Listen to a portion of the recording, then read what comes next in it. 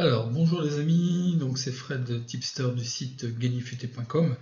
Donc avant de vous donner deux pronostics, deux belles affiches pour dimanche 19, je vous rappelle que nous avons à 18h30, donc c'est pour ça que je poste plus tôt. Bon, certains m'ont demandé d'ailleurs le vendredi de poster plus tôt parce qu'ils veulent partir en week-end, on va voir. Mais je vais faire un sondage, je vous demanderai de participer. C'est pour être le plus en adéquation par rapport à vos périodes horaires, par rapport à vos attentes, par rapport à votre niveau. Donc je vais bientôt refaire un sondage.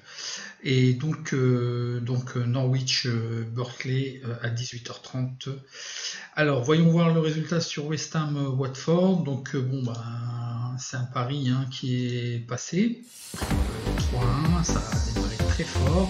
Bon, je me suis un petit peu inquiété et je vous ai mis beaucoup en garde pour pas grand chose, puisque en fait, ben, Déné était là, quoi, le buteur, ben, il a marqué. Hein. C'était lui le buteur maison en fait que je craignais.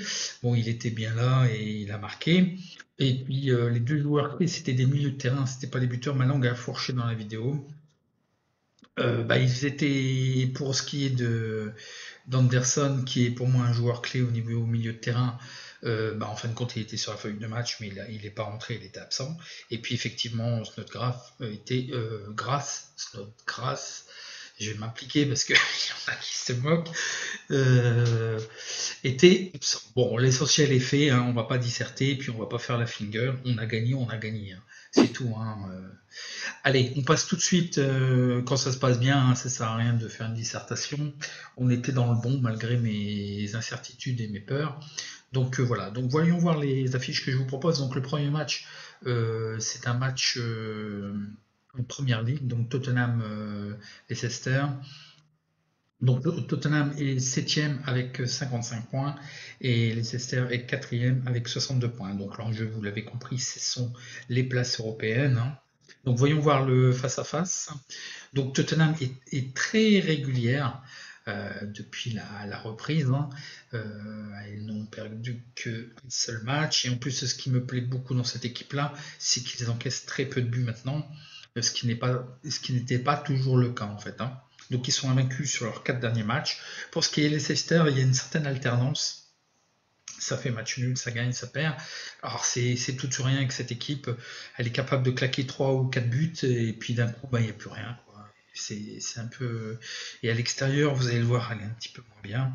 Donc voyons voir les statistiques générales. Donc Tottenham gagne à 45 à 41% ces matchs, font match nul à 27%, perdent à 30%, ils font des over 2,5 buts à 61%, des under à 38%, ils marquent en premier à 50% et ils encaissent en premier à 44%. Tiens, c'est étonnant qu'il n'y aurait pas un petit rendement. Leicester gagnent 50% de ces matchs, font match nul à 22%, perdent à 27%, ils font des over 2,5 à 58%, des under à 41%. Ils marquent en premier à 52% et ils encaissent en premier à 38%. Donc l'alternance, moins 15% pour cette équipe, Leicester de moins 4,42%. Voyons voir le face-à-face domicile extérieur. Donc toujours, hein, ils ont gagné leurs 3 derniers matchs, Tottenham, une très belle régularité. 7 matchs. Donc les statistiques à domicile pour Tottenham, ils gagnent à 61%, match nul à 16%, ils perdent à 62%, ils font des over et des under à 50%. Un rendement à domicile de plus 25%. Ça c'est magnifique. Pour les Leicester, ils gagnent à 38%, ils font match nul à 22%, ils perdent à 38%. Ils font des over 2,5 buts à 55%, des under à 44% et toujours un rapport négatif de 15%. Voyons voir le face-à-face, l'historique, pardon. Donc au match aller, Leicester avait gagné 2-1 à domicile le 21 septembre. Donc voyons voir les statistiques particulières que je vous ai trouvées. Donc c'est à 17h, hein, la 37e journée. On va essayer de battre la variance. Donc côté effectif, Tottenham disqualifié de Dier. Ali et Parrot sont incertains. Saison terminée pour One Foyce. Pour ce qui est de Leicester, donc Soyuncu est disqualifié, Ableton est incertain, et puis saison terminée pour Ricardo Pereira. Donc les statistiques particulière. Je vais vous faire un petit zoom. Il y a une série de 3 victoires consécutives à domicile Première Ligue de Tottenham. Tottenham n'a pas perdu lors de 7 des 8 derniers matchs en Première Ligue. Dans 5 des 6 derniers matchs à domicile en Première Ligue, Tottenham a réussi à gagner. Sur ses 23 derniers matchs à domicile, toutes compétitions confondues, Tottenham a réussi à marquer plus de 2 buts à 15 reprises. Le nombre moyen de buts marqués par Tottenham est de 2 pour leur match à domicile de toute compétition. C'est quand même pas mal. Leicester ont gagné un seul de leurs 9 derniers matchs à l'extérieur de toute compétition. Leicester n'a pas gagné à l'extérieur dans ses 7 derniers matchs en Première Ligue. Leicester a marqué un but dans chacun de ses 4 derniers matchs à l'extérieur. Les confrontations, les cotes, le 1 à 2,30, le match nul à 3,56, la victoire extérieure à 3,10. Et là, je vous propose en fait une victoire sèche de Tottenham.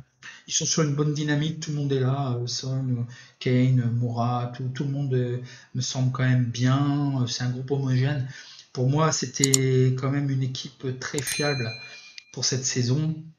Dommage que ça a mal commencé. Je pense qu'ils ont payé un peu les absences des uns et des autres lors de la saison. Mais lorsque le groupe est là, voilà, ça joue, ça fait leur match, quoi. Donc voyons voir le prochain pronostic. Donc le prochain pronostic, ce sera le match de l'AS Rome contre l'Inter.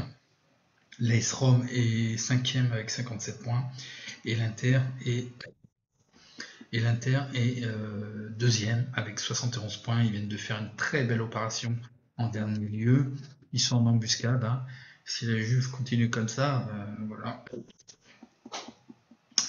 Donc voyons voir le face-à-face.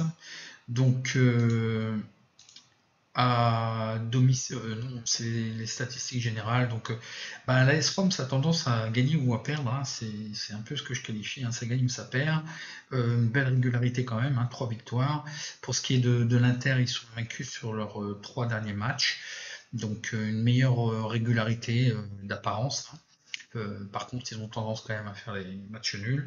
Donc l'AS Rome gagne 51% de ses matchs, font match nul à 18%, perdent à 30%, ils font des over 2,5 à 70%, des under à 33%. Ils marquent en premier à 51%, ils encaissent en premier à 39%. Pour ce qui est de l'Inter, ils gagnent à 63%, ils font match nul à 24%, et ils perdent à 12%, ils font des over 2,5 à 69%, des under à 30%, ils marquent en premier à 69%, et ils encaissent en premier à 67%. Donc un rapport négatif pour l'AS Rome,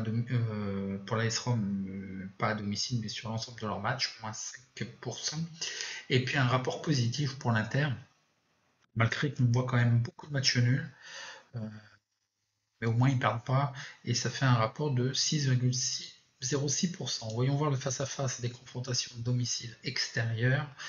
Donc toujours un petit peu pareil, hein, ça gagne ou ça perd, mais une meilleure régularité quand même à domicile. Pour ce qui est de l'extérieur au niveau de l'Inter, bon toujours très régulier. Bon, ils ont cassé un petit peu juste avant le Covid leur série, mais il me semble barré quand même sur le top 2, top 3, malgré qu'ils sont deuxième. Je pense qu'ils sont d'un cran en dessous de la Juventus, de la Lazio. Donc voilà. Donc à domicile, Rome gagne à 52%, match nul à 17%, perdent à 29%. Ils font des over 2,5 à 70%, des under à 29%. Un rapport négatif de moins 9%. À l'extérieur, l'Inter gagne à 68%, font match nul à 18%. Ils perdent à 12%, ils font des over 2,5 à 68%, des under à 31%. Un rapport positif de plus 26% à l'extérieur. C'est quand même magnifique. Donc l'historique des confrontations, ils avaient fait match nul 0-0. D'ailleurs, ça me gêne un petit peu parce que je vais vous donner une information là qui est très gênante. Donc 0-0 l'Inter AS Rome.